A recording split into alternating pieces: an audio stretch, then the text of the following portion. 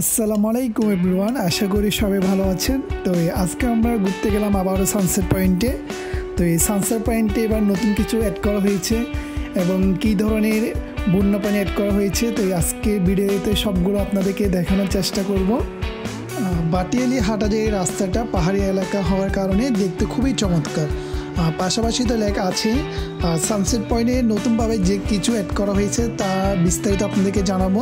Sunset পয়েন্টে তো শুধু আগে ঘোরার মতো পার্কের মতো ব্যবস্থা ছিল, কিন্তু এখন চিড়িয়াখানার মতো ব্যবস্থা করেছে যেন পর্যটকরা এসে আগের থেকে আর একটু ভালো উপভোগ করতে পারে। নানা রকমের বন্য প্রাণী এখানে স্থাপন করা হচ্ছে, যেমন এখানে আপনার খরগোশ দেখতে পাবেন, কবুতর দেখতে পাবেন, হরিণ আনা হয়েছে এখানে উপভোগ করার জন্য।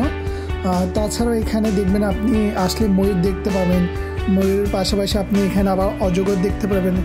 এখনও কমপ্লিট কাজ হয়নি, কাজগুলো এখনও বর্তমানে চলতেছে। তো আরও কিছুদিন কথা বলে দেখলাম, ওরা বলছে আরও কিছুদিন সময় লাগবে, ওরা এখানে আরও অনেক কিছু বন্যা পানি নিয়ে আসবে। তো তাছাড়া বাচ্চাদের জন্য তো আগে থেকে অনেক ব্যবস্থা ছিল যে বাচ্চারা সেখানে আনন্দ করতে পারবে। ফ্যামিলিকে নিয়ে ঘোরার মতো ভালো একটা পরিবেশ হলো সানসেট পয়েন্ট। তো সানসেট পয়েন্টে আসলে দেখবেন যে আপনি ঘোরার পাশাপাশি সূর্য অস্তটা উপভোগ করতে পারবেন এবং সানসেট পয়েন্ট থেকে আপনি চাইলে বঙ্গোপসাগরটা স্পষ্টভাবে আপনারা উপভোগ করতে পারবেন।